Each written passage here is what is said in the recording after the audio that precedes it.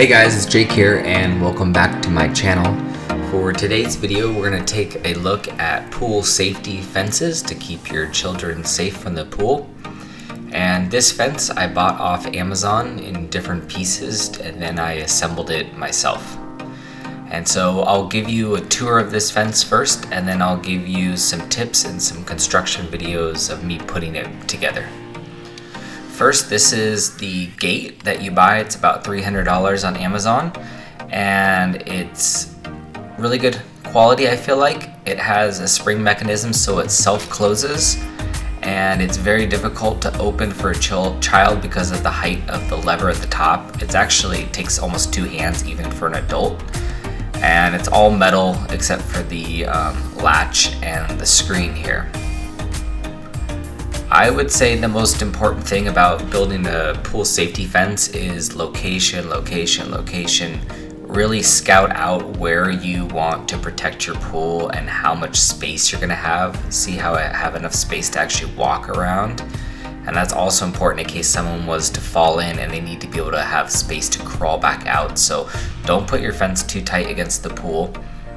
And you also have to know how to anchor it on the edges. If you don't encircle your entire pool, which I really couldn't do, you'll need to bolt it to a wood fence, a concrete fence, something that's very, very strong.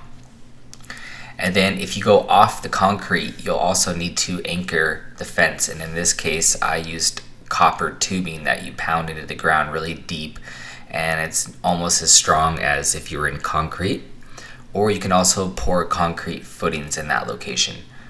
The fence comes with really good instructions about all these details, but I would say it's difficult to understand, so you kind of want to study it before you start construction, because the day of it's overwhelming to read all the details about minimum distance away from the pool edge and some of the other requirements.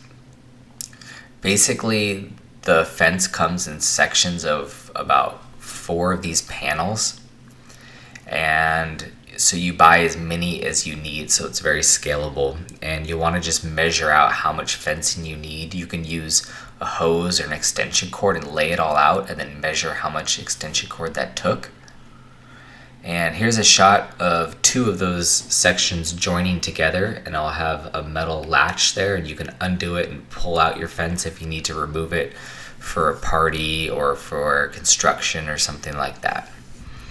I didn't want to encircle our entire pool because I'd have to go up and down 6 steps, and that really adds difficulty because you have to custom cut each panel.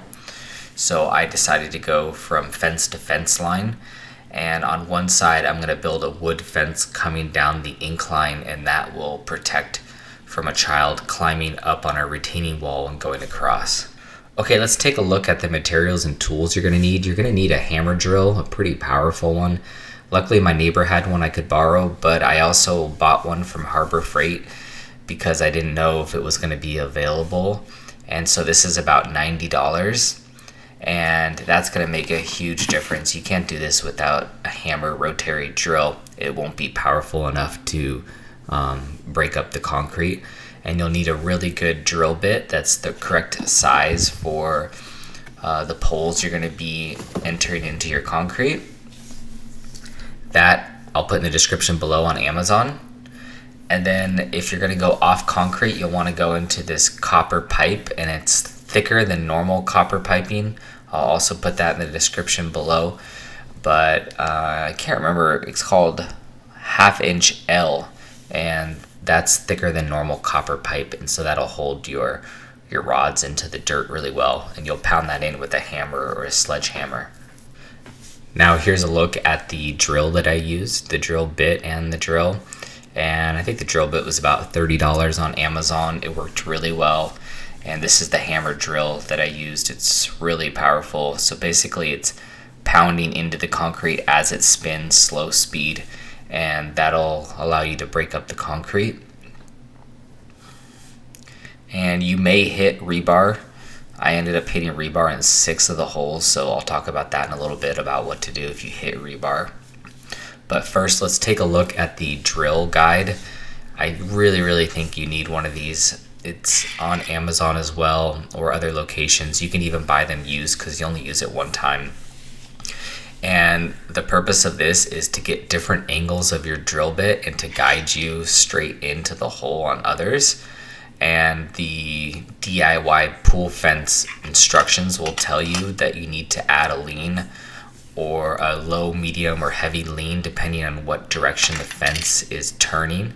And so I followed those instructions and it worked really well for me.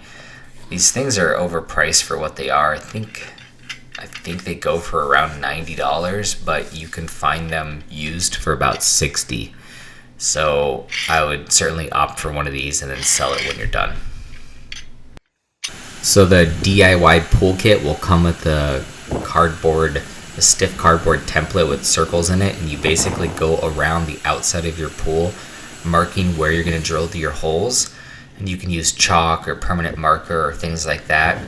And I would double, triple check that all the holes are in the proper location, because that part gets a little confusing, but just read the instructions that comes with it. And now you're seeing footage of me trying to get through the rebar. So I've already poked all the holes around the entire pool, but I hit rebar on 6 of them, and if you try to keep going, you're going to damage your concrete drill bit. So I had to stop and wait a couple days and buy a specialized rebar drill bit, and that basically will grind through the metal so you can go back to your concrete drill bit. And so what you're seeing me do here is check the drill bit for metal shavings versus concrete and dirt. I want to see if I got through the rebar. It's kind of hard to tell. Sometimes you can feel it, but other times you couldn't.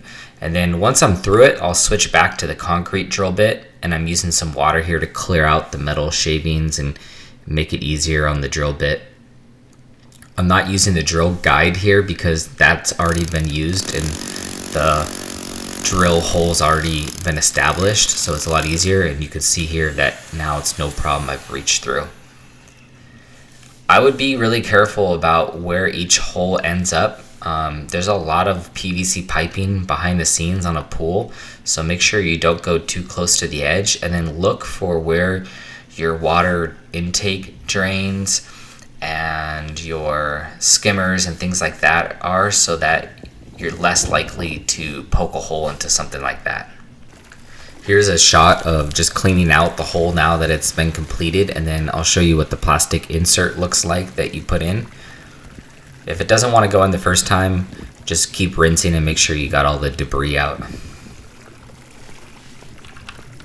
Here's a close-up of me using the rebar cutting drill bit, and I just wanted to show you that you do go at a slower pace, and there's instructions on the drill bit to follow to make sure that you cut the rebar without damaging your drill bit, because if you have 6 of them like me, you're going to need to be able to get through multiple ones without ruining your drill bit.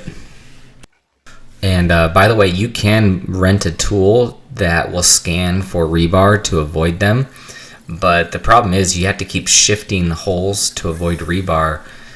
All your alignments get off, so it just starts getting really complex and becomes a puzzle of avoid the rebar, but then the next hole is too long, and maybe I should have gone that direction, but I just decided to cut through the rebar. It wasn't structural, and it's mostly there to just support the concrete and has nothing to do with the house. Once all your holes are drilled, then you can open up all the packaging on the different fence segments, and you can start putting them in place. It should go in really easily. Every once in a while it was a little too tight, but you'll just have to pull on the material and get the right angle going. What you probably saw earlier in the video is some zip ties, and the zip ties aren't there to structurally hold the fence in place from a child, but they're there to get the right angle for like the gate area. So you could use zip ties to pull on a pole or two, and that'll align the gate better. And then you could also do it against the fence just to get extra tension against your material, so the material looks nice and straight. Okay, that's the end. If you like this video, please give us a like and subscribe for future how-to videos like this one.